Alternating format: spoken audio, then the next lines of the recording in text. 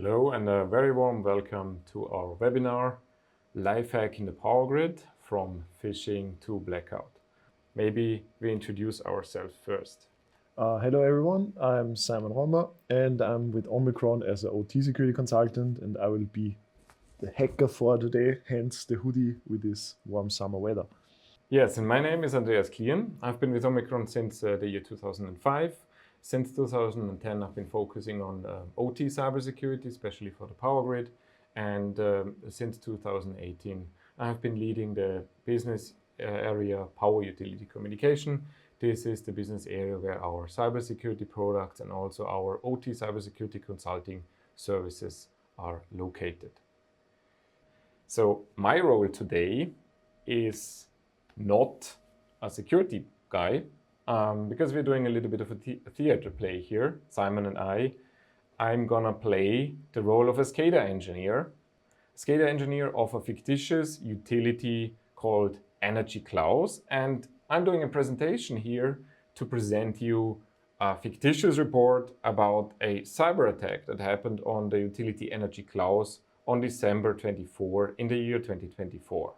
So Energy Klaus, the name is a bit odd maybe for some of you, and this is because Klaus was chosen because this is the tiny town which is the location for the development center of Omicron, and this town is named Klaus, and that's why we invented this name for this utility. So all the events here are fictitious, but they are quite realistic. So Simon did a very good job in creating a realistic environment, doing real exploits for almost all of them, except those who really would take a really long time. These were a little bit scripted, but the other exploits are all for real. And also my background here is for real. That's not a WebEx background, it's our lab where we're doing this here today. So what happened to Energy Klaus on December 24?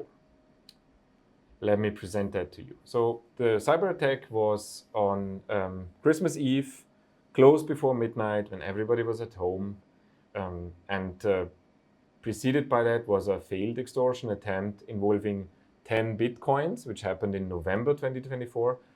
I don't know what 10 bitcoins are today, but I think it's a lot of money still. And the damage that occurred there is that this hacker group breached all 12 of our power substations, and they executed shutdown commands on all of the circuit breakers in all of those 12 substations simultaneously. The origin of the perpetrators is unknown. The investigation is still ongoing. So I keep the politics out of our story here. It's just basically an extortion and ransomware campaign here. However, it is not a full ransomware campaign because there is a blackout at the end. How did it start? I mentioned I'm a SCADA engineer at Energy Klaus. I'm, so to say, the first victim of this cyber attack, and it all began as usual with a phishing email. To me, this email looked legitimate. Unfortunately, I didn't check the URL before clicking it because it sounded so logical. At the same time, we had a SharePoint change. Emails like this were not so unrealistic. And so I clicked on this phishing link here, and then I saw this portal here. And this portal also looked very familiar because it had the same background as we do have for our corporate Microsoft portal.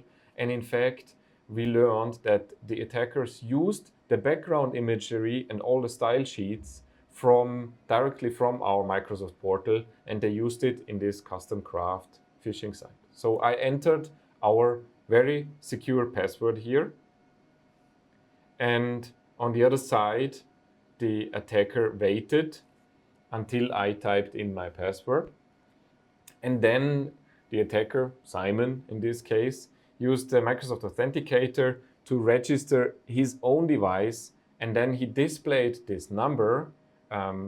You know this screen maybe if you're using Microsoft Authenticator. He displayed this number directly in my phishing page in real time. You can get this done by a call center at another place in the world.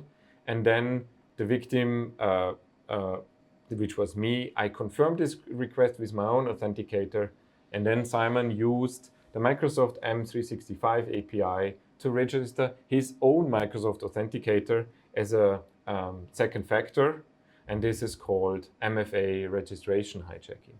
So it was not just a session hijacking, it was a whole second factor, a whole MFA registration which was hijacked here. And then after the phishing, the attacker now has access to all my files in my Microsoft account, in my OneDrive, the passwords in my web browser, which were stored there, and access to my email account. So the attacker could have sent emails on my behalf in my name, but in this story, he didn't. There was no email involved, but if you have that, you can also involve other people with that. So the attacker had access to information about the software we are using there. For example, he learned that I've been using Citrix. He later also learned in turn that we're using RDP to access the office computers remotely and also the maintenance computers remotely. And he found in my OneDrive documentation about the network in the substations and about the equipment and software we are using. What's important to point out for me is that our security architecture wasn't that bad. We actually had quite a good, sophisticated security architecture in our substations and across our OT networks. Because the attacker was not able to access the remote maintenance connections directly from home. This is only possible from hosts which are in our corporate physical network. And all of this was not possible. So it was not so easy for Simon to attack our substation. This is our schematic network diagram that we have. So in the substations, we have quite a proper network design. So according to IEC 62443, we segregated the network in the substations into multiple zones. So we had an own station network, a station bus network, which is in this lighter purple color. And then there was a different network going up to the SCADA center. And there was yet another management network with the station PC and going to an again separated OT data center, an OT demilitarized zone if you want. This OT data center is needed for us because we store data there. We have our database, our historians there, and the SCADA systems, or the station PC in this case, puts log values into the historian database, which will play a role in the hack here. And we also use file sharing to transfer files down to the station PCs, so Windows file sharing, but sometimes we also transferred from the station PCs to a shared OT data center drive or Windows drive sharing. So this is the approximate network diagram, and our hacker Simon will now explain what he did and how he did it. So for me, the most important thing was that I've got information on the device of the SCADA engineer, so I learned quite a lot.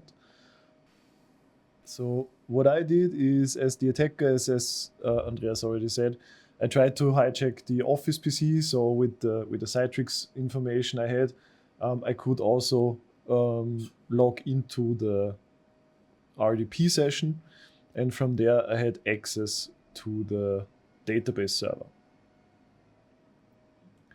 So that's me. So forgive me, I don't wear my fedora today. So showing how I did the hack on the database.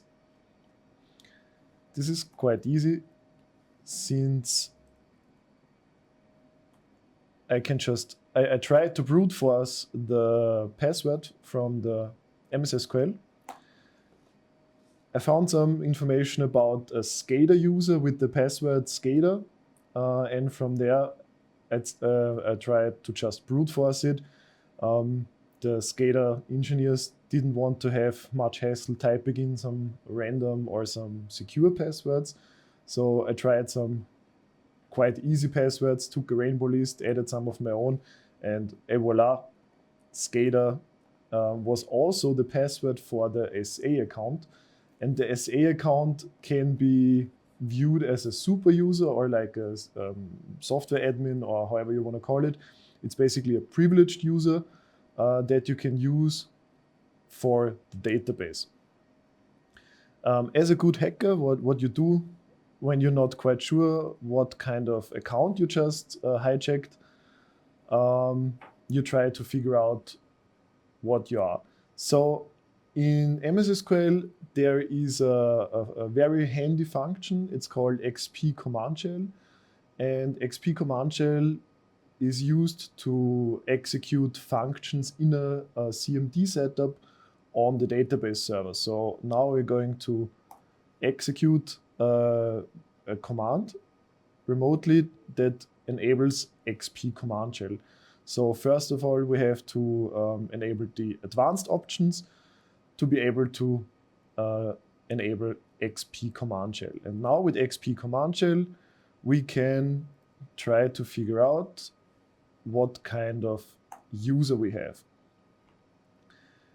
For the security guys of you, you've seen the who am I on my slide. So this is also the who am I of the hackers slide. What we are is NT service MS SQL server. So this is basically our user. NT service sounds ominous, so it's already elevated privileges. So maybe I recap this just real quick. So I, as a SCADA engineer, we set up this database on that MS SQL server. And we never thought that the table password for that table was so important. So we chose a very simple password there because it's just for the historian database. We chose this dumb password here because it's just for that table. The problem is that the database password allows you to change settings for this server. So we have the password for the MS SQL server allows you then to change settings for the MS SQL server. And Simon simply activated a setting to allow arbitrary command execution. And then he started executing arbitrary commands to establish his shell. And now he had a working new hacker station, the MS SQL server. And then he set up a more convenient workspace there in this MS SQL server. Because always logging in over Citrix to RDP on that PC, then to the database server and so on, it's also a very brittle way to maintain access to that system. So attackers typically establish a home base, and that is this access to a command and control server. So it also can happen that the security team from in German Stadtwerke Klaus, in English Energy Klaus, found the phishing mail and also would change the MFA or like disabled the authenticated MFA, and then I would lose access. So this is why, as we see on the slide, I downloaded a Tor client with a shell to get remote access, basically a backdoor. So my C2 access. From there, we go through the firewall. We saw in the documentation beforehand that there is a SMB available on one of the station PCs. So we don't know a lot about the environment. That's why we're going to do a scan. First of all, Energy Cloud didn't have an NIDS or some kind of security in place. We do, to be able to visualize this. So when you look at the visualization, this is the MS SQL server that we hijacked, and we see, okay, we checked this IP address, and we checked another IP address.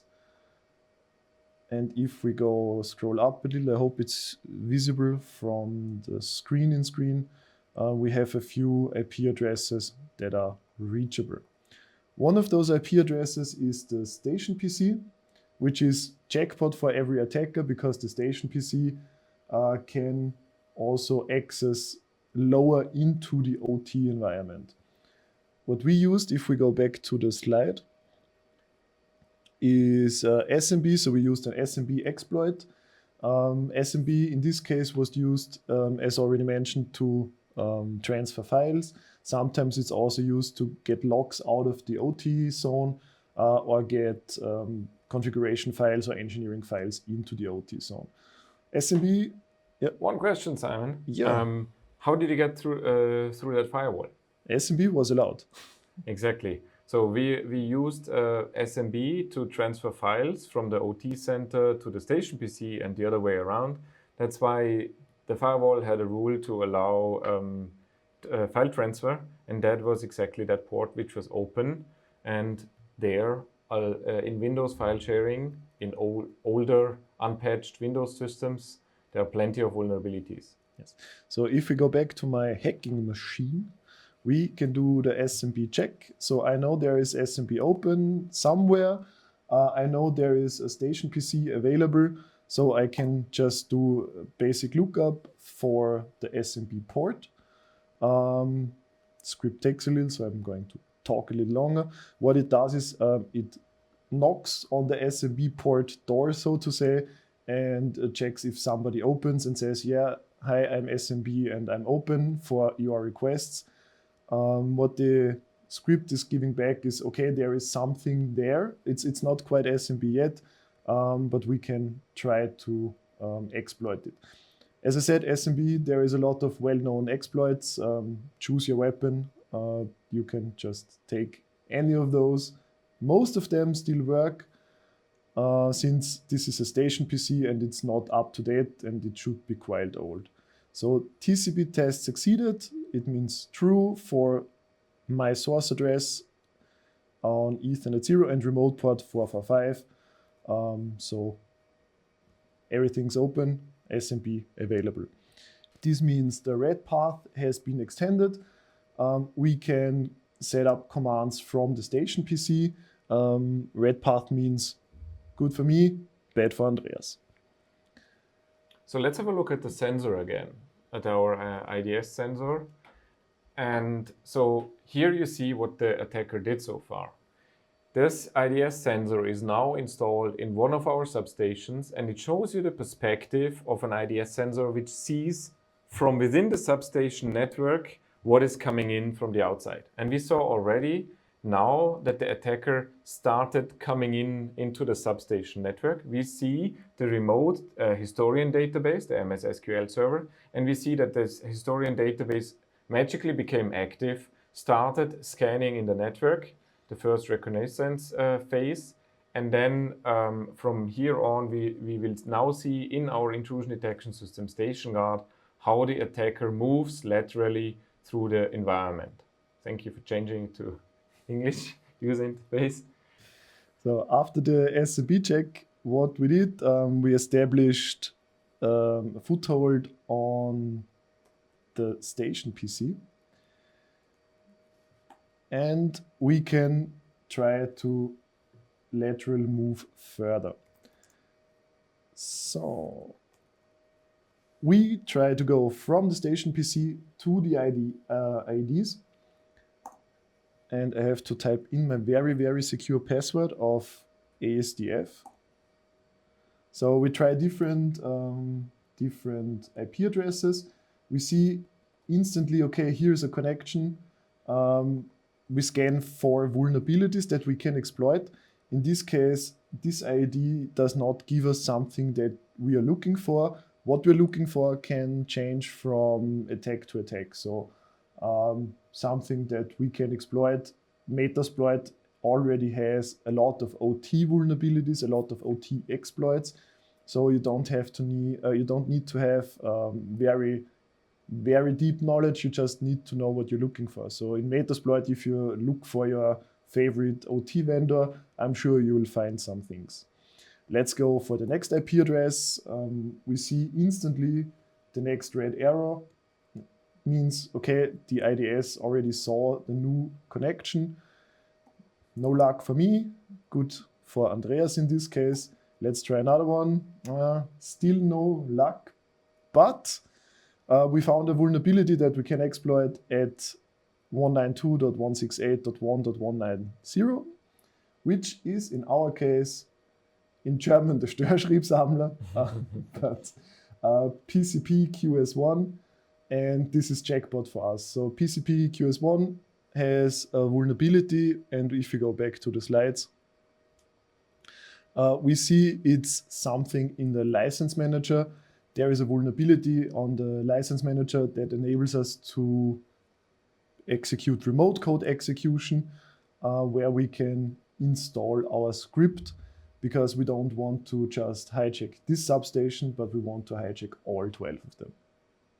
The attacker used this vulnerability in this station controller device. In fact, it was a disturbance record collector device.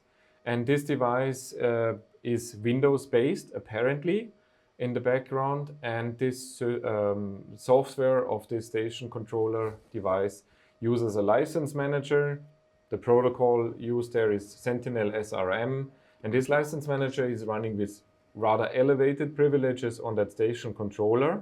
So as soon as you found an exploit in that license manager on the station controller, you have full access on the network, and you can do network connections from the station controller device. And this is exactly what this malware uses. This malware is now planted in all 12 of our substations in these same station controller devices. And the malware waits for an external command to do the last final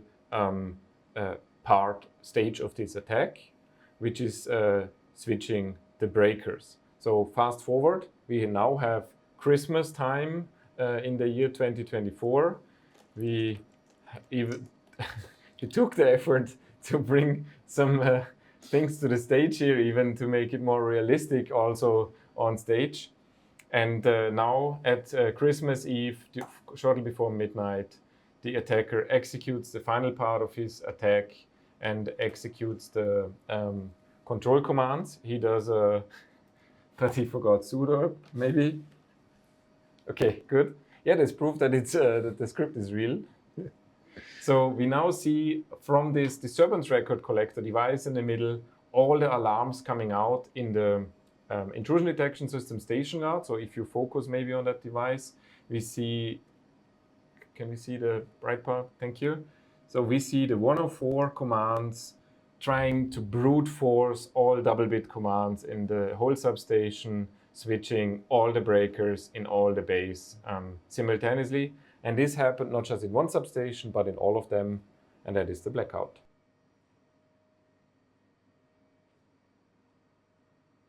To recap, the attacker used my working from home setup to connect with my multi-factor and my password over Citrix to our system, and then he checked RDP, and the first and only thing I ever connected to with RDP was my own PC. So he just used the drop-down in the Microsoft RDP, chose my PC, then used my normal Windows user account and my password, which he already had, to jump on that Office PC. Then he noticed that there is a database server reachable and that this is an MS SQL server. And then he took the classic way of finding out the SQL password, changing settings on the database server, installing a command and control server, and then progressing over Windows file share SMB vulnerabilities to the station PC in each substation. And then he planted malware on the station controller. And I think this whole flow, some of you might recognize it, that this is quite similar to the Ukraine 2016 cyber attack, which is also known as Industroyer. And the malware running on the station controller is actually something similar to the Industroyer malware. Simon? Especially the reusing passwords and also reusing standard and default passwords part. Those of you who have read about recent cyber attacks on the energy sector recognize this pattern or this behavior. I always joke, okay, this is not like real world or this is like too easy, but unfortunately, no, this is not too easy. This is exactly like it happens in real life. So the lessons learned. First of all, we should have implemented a vulnerability management process, not just for IT devices, but also for the OT devices, the station controller especially, and also the SCADA equipment there, but of course also the station PC. Next one is we should have implemented an intrusion detection system to have had so that we would have had more time to react on this. We also should have looked at our firewall events because quite likely the attackers also triggered some firewall events and not just IDS events, but we should have also implemented an incident response process. Next point is device hardening. There's really the question if this Windows file sharing would have been needed, if the MS SQL server was set up the right way. And then the next point is how are updates distributed? So we have seen that this MS SQL server was able to connect to a Tor endpoint, and this should not have been allowed. Actually, we should have done a domain allow listing so that the MS SQL server is only allowed to connect to Microsoft.com to download updates, but no other IP address. And also the MS SQL server should not be allowed to have remote authentication, for example. And the user that is allowed to remote authenticate should not be allowed to have privileged access. So SA should not be allowed to have remote access, and so on and so forth. So there is a lot of things that can be done with device hardening alone. Ideally, this OT equipment is completely isolated from the other zones and from internet. And then also there you can have update mechanisms which work so that you have file-based update mechanisms or other secure methods of zone transfer for updates instead of directly connecting to the internet from the OT zone. And last but not least, first, either phishing-resistant multi-factor authentication. There are such tokens available, FIDO, for example, or that you at least restrict the self-service enrollment of another multi-factor, of another MFA authenticator.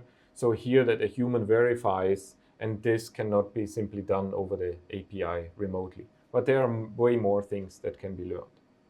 So as mentioned, we try to use as much of the flows of the Ukraine 2016 cyber attack. Many elements have been taken from there, not just the malware planted in those 12 substations at the end. However, you may have also heard of a recent cyber attack on the Polish power grid, where renewable energy resources were directly attacked and manipulated or actually disconnected. And our researchers, our colleagues, have looked in detail into the question if they had an OT IDS in those renewable energy plants in the Polish power grid, how would the IDS have shown this? Would it have been possible to detect these attacks before in these resources? And a detailed analysis of this is available as a white paper. And if you're interested to read that, please request this resource in the polling question that should have popped up right now or will pop up in the next few seconds. If you can't find it, go to the apps button at the bottom, click on Slido, and then there is polls, and then you will find this poll regarding if we can contact you or if you would like to have further resources. Other resources we could offer you if you select, yes, please send me something, and that is recordings of our previous webinars. For example, we did a detailed look into 16,000 OT vulnerabilities from power grid equipment, and we looked into the statistics of it. What are the weaknesses behind it? How did it develop over time, over the last 2 years? And there is a detailed webinar with some interesting insights available as a recording if you want to have that. Then we also installed our intrusion detection system StationGuard in hundreds of substations and power plants and control centers over the last couple of years. Since 2019, we're on the road with that. And we have an own webinar presenting the top 5 of security issues and also technical issues that we found there. And it's also available as a webinar. So make sure you click on contact there. generally, if you want to set up a vulnerability management process for OT in the power grid or general industry, maybe the third webinar recording would be interesting for you. What we can also do, or what you can also do, is subscribe to our podcast. In the latest episode that will be released in a few weeks or in 2 weeks, we talk about vulnerabilities and how vulnerabilities are exploited, and if vulnerabilities can be exploited quite easily, and what it takes to create an exploit, so to say. So this is not on the slide, this is for you as a goodie. And if you're more into hearing than reading, Energy Talks is also a good resource. So what you've seen today was not rocket science. These exploits that Simon used were state of the art, and he simply had enough time to find a way through all our security measures. And that is the point. If you invest into incident response processes and detection methods like an IDS, you are able to detect such activity earlier before Simon reaches the substation network or before Simon has access to the station controller in the substation if he enters one. And that gives you time to respond. And talking about the incident response process, if the security tools, such as the intrusion detection system or the vulnerability management solution, have built-in knowledge about the power grid OT devices, then you have that knowledge available in the Security Operations Center. The security analysts have that knowledge available, and you do not need to ask the OT departments and the OT teams every time about every IP address or every protocol. And that speeds up the incident response process and generally helps you to roll out IDS in your systems with less effort. So maybe we'll look a little bit into the questions. All right, so how long does the attacker pop in from the initial access to full environment blackout? How was the remediation put in place? So the mean time to detect is a very good KPI for security people. With adequate detection in place, the mean time to detect, so the time from the initial access to detection, and in the worst case detection is if everything goes dark. So this time can be shortened with good detection in place, or with good preparation in place. A few years ago we talked about months. Nowadays I would say we talk about weeks, and in the best case scenario we talk about minutes or hours. But in this case, it should not be that the attacker goes into the OT environment. So the OT environment should be really safe. So please no external access from the internet. But in our case, for me, we didn't have NIDS and I had all the time I needed.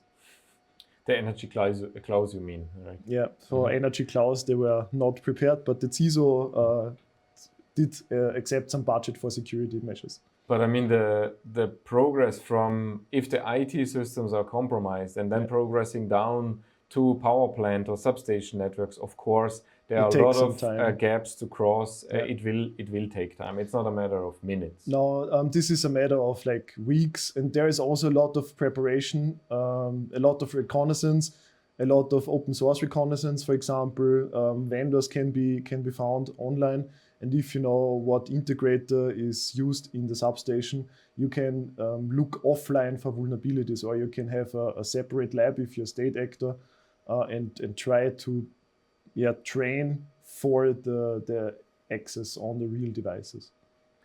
Simon, did you work before, or have you heard of Caldera by Maitre?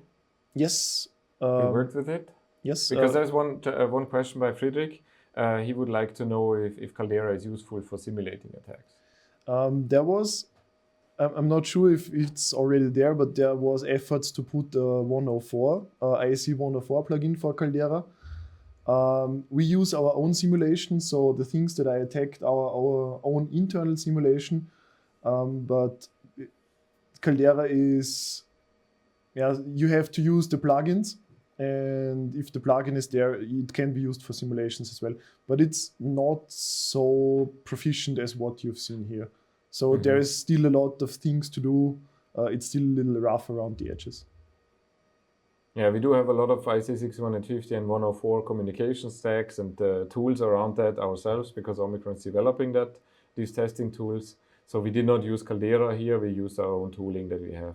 Yeah. Should intrusion prevention be used instead of intrusion detection? Is there a reason? One of my favorite topics, intrusion prevention can be used if you're 100% certain. I ask you, the audience, if you ever 100% certain. There should always be some kind of uncertainty, because of my favorite phrase, the unknown unknowns. So if you're not 100% certain, intrusion prevention is something that most people talk about, but I don't want to say they're brave enough to use it, but nobody has the risk appetite to use prevention inside an OT environment. For a firewall on the DMC, I would absolutely recommend looking into using prevention on an automatic basis. But for prevention in the OT side, it can get a little tricky, and then, after maintenance, maybe something was not written down properly, and then you block things that are legitimate, and then you have issues on the other side. So the further up you go on the Purdue model, I would say prevention is a really good tool if done properly. The further you go down on the Purdue model, I would recommend against it. And Simon, I know you have mostly been in the blue team, but you also worked in the red team. Now the question we got here is, there are many limitations to perform penetration testing in OT. What are your advices to perform pen tests without damaging anything in the OT? Yes, pen tests without damaging anything. In the IT, you can just set up everything again. In the OT, you have to have a knowledge, I would say even a deep knowledge of the OT devices. This can get tricky because for us, we can focus on the energy sector. So we know how the certain devices are supposed to behave. But if you go for manufacturing, if you go for pulp and paper, OT is also medical devices, OT is also building automation, which is vastly different. So the first thing is always permission to attack, save yourselves from some legal trouble, rule number one. And then you have somebody to talk to within the customers.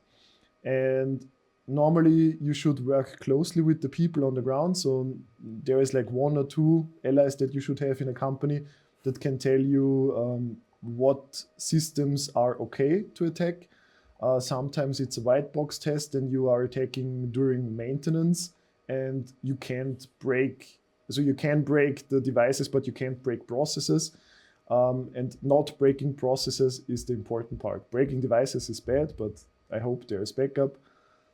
So my recommendation would be, in doubt, ask somebody within the customer, even though maybe the engagement is blown. But in OT, we don't have the CAA. For us, we have AIC. So the availability is the really important thing. But Simon, I think before you do a pen test in OT, you have to know OT. You can do a security assessment already, basically on the network diagram. Yes. What you and your team did a lot for many utilities already. Yes. So maybe that's a better idea to start with pen and paper. So pen tests should never be the first or second step. It should always be down the line to see if the measures you have already taken are well made. So if you are starting your journey, a pen test is nothing that you should waste money on. A pen test is really effective on checking if your security efforts have proven themselves. So as Andreas said, a security assessment, gap analysis to some certain standard, those are the first steps. The very first step or step 0 is always asset management, vulnerability management. And as you've seen today, I know my way around about the command line, but I'm not like the world's best hacker, even though I'm having a hoodie. So this does not make me like elite. but this was all low-hanging fruits. And if you deal with the low-hanging fruits first, pen test should be step number 4 or 5. So I see we don't have any other questions, if I'm right, here today. If you would like to receive any further material, in that poll, please select one of the contact options.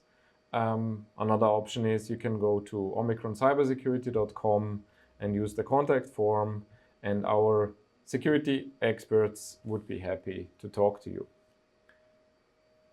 So, and with that, I want to thank you a lot for joining us here. Thank you all, and have a good one. Goodbye. Bye.